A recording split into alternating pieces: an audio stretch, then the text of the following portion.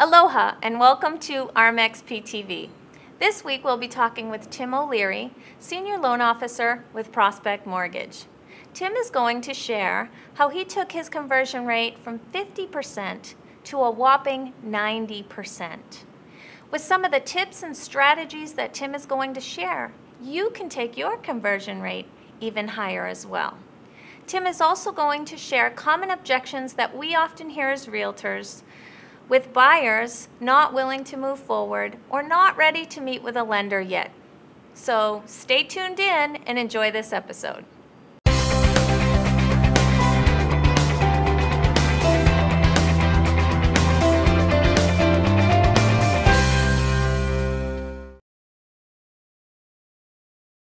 Does your real estate practice have business standards? Do you always do a buyer consult? Tim is going to reflect on how he raised his business standard with a simple analogy that he looks at Hawaiian Airlines. Tim. Thank you, Lorna. Pleasure to be here. You know, business without standards. Consider Hawaiian Airlines. They have what is known as the best on-time record in the industry. Now, clearly, that's a standard. It's a clear intention. Do you think there are variables in running an airplane, or for that matter, an entire fleet on time? For sure. You bet there is. Imagine if Hawaiian Airlines had no time sets for departures. Imagine they would just take off when you showed up. They probably wouldn't be in business for a long period of time. Wouldn't you agree? Absolutely. Yeah. Or what about a dentist? What if you showed up at their office asking for a root canal? Chances are, most likely, they're not going to be able to take you right then and there. There's procedures that need to take place prior to that event. Those are considered standards. Now, as you consider and ponder your standards in your business, let's discuss one that may help you when working with buyers. The pre-approval process. Why is it so important? Well, we all know we've worked with our share of buyers. Number one, I believe it protects your time. It ensures that you're working with someone that's qualified. And if they're not qualified now, you shouldn't be working with them. Number two, sometimes clients don't want you to know about their messy divorce or their nasty bankruptcy. Number three, consider that these new clients haven't worked with you before. They don't even know if you have standards. So if one of your standards is that all new clients meet with their lender, and if you present that in a very professional and confident manner, they will do what you say. Because remember, they don't know you. And number four, now there are the rare occasions where you meet a buyer where they just have that panache, and you just know in your bones that they are qualified. Go ahead, take a chance, work with them. My stats tell me that at least 9 out of 10 buyers should be talking to a lender before entering into any transaction. Now here's a realtor script that I'd like to share for a realtor to use when working with a first-time buyer. I'm going to ask my lender, Tim O'Leary, to call you as soon as possible to discuss with you all the financing options available. This should answer all of your questions, as well as give you the confidence you'll want in purchasing a home today. Can I have him call you today? Now, Tim, of course I have to play devil's advocate because in the real world, oftentimes realtors are faced with objections. And those objections can stop you in your tracks because you don't know how to handle them. So would you mind doing a little bit of role play with me? Okay. Okay, fantastic. No, that's okay. I'm not ready to meet with a lender. Well, what should our realtors today encourage their clients to do versus just saying, oh, all right? You know, and that is common amongst many buyers today. They're kind of intimidated by the process, and they feel like they're going to expose them or find some kind of weak spot or, that they don't want to expose. So really what it is they probably have more questions that you just need to kind of like peel an onion. You just kind of got to get to their fear or what's bothering them. Because really, we're not mean.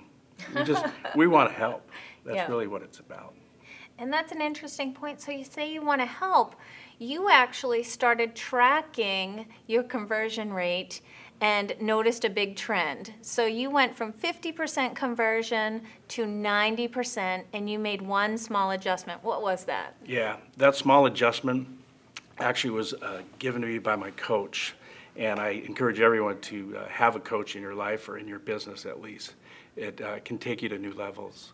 So what we discovered is, particularly when it came to first-time home buyers, is that the first-time home buyer by nature has more questions. They don't even know what questions they have yet.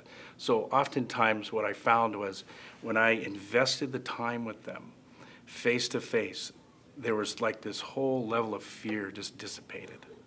And I took my business from a 50% conversion ratio to 90% by investing an hour and 15 minutes versus 45 minutes. And over time, today, that's a non-negotiable item. I meet with every first-time home buyers, and it's made all the difference in my business. I think realtors can relate. Oftentimes, realtors skip the very simple buyer consult. That time, 30, 45 minutes, can be paired with the time that the lender's going to spend with them, but it is critical. It's not only critical for rapport building, but it's also critical so you can really identify the buyer's wants and needs and goals. And similar to lending, when Tim said they don't really know what they want or what questions they have, you can improve your conversion rate by taking that simple step. Next week, we're going to talk all about the buyer consult for you and give you some very basic things you can do during a buyer consult. But today, we'll stay focused on a couple of more objections, if that's okay. Okay.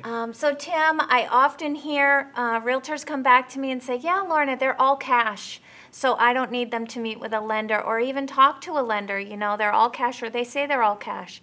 And I think that the majority of time that is the case. However, the buyers are pretty smart, and they know in order to avoid that next step and get to go with the realtors to preview as many properties as they want, they can simply use that keyword cash to avoid that qualification process.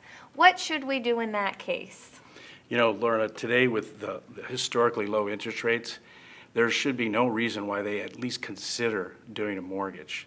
They can leverage a property and then possibly buy more property if that's what they want to do. So it's an easy process. And really, we show them the options that are available where it's going to be time efficient and cost efficient. I would agree that giving people options is always the best route.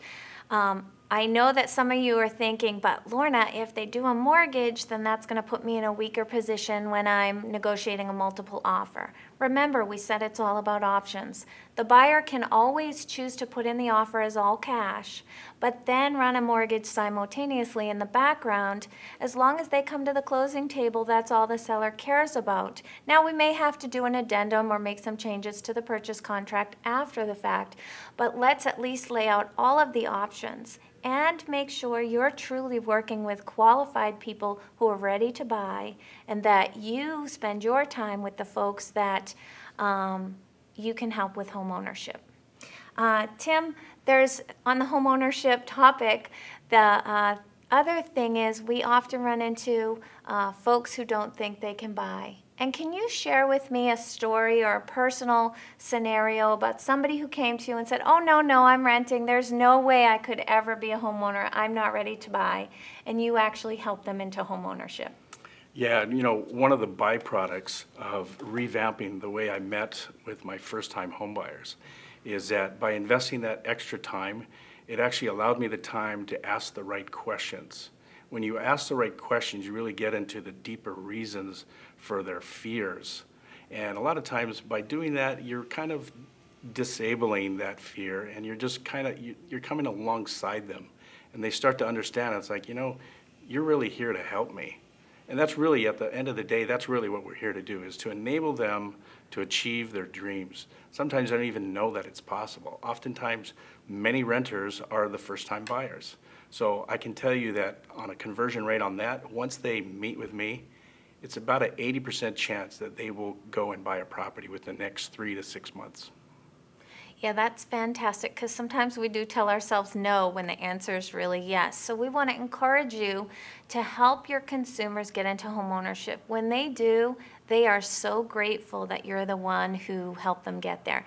And those are the times where we see them referring all their friends and family who also thought they couldn't purchase a home, and now they become homeowners. Lastly, I know there's a scenario out there where the buyer comes with a pre-qualification letter or pre-approval letter and they've already selected a lender. Does it make sense for them to get a second opinion or meet with somebody else just so they can know that they're actually getting the best deal possible? Absolutely. And with today's consumer, they're very well educated and very savvy. And it doesn't take much to go around and searching for the lowest interest rate, et cetera, thinking that that's the best option for them. And oftentimes, it's not. A lot of times, it's just really getting to that client and finding and analyzing, it's like a brain surgeon. Do you want to go to somebody that's been doing brain surgery for 2 years, or do you want to go to somebody that's been doing it 25 years? That's a choice you let the client decide. And in the end, oftentimes we're able to save them thousands of dollars just by simply making a few shifts and by asking a few extra questions that the other one didn't. Yeah, it's all about options. Again, think about the consumer and their needs. If they have a pre-qualification and they're working with a specific lender, you can respect that relationship, and we're not suggesting that you interfere with that relationship, but simply give them another option. Hey, does it make sense for us to run a side-by-side comparison and possibly save you some money in the process? I know experience does count in this industry, and I highly recommend using Tim, at least if not for the mortgage, but to run a second opinion and to help you with your buyer consult so that you can truly be as successful as you're capable of. Thank you for watching today's episode of RMXP TV. Thank you so much, Tim. Do you have any final thoughts or comments that you'd like to add to our realtor? Thank you for joining us, and I look forward to working with you.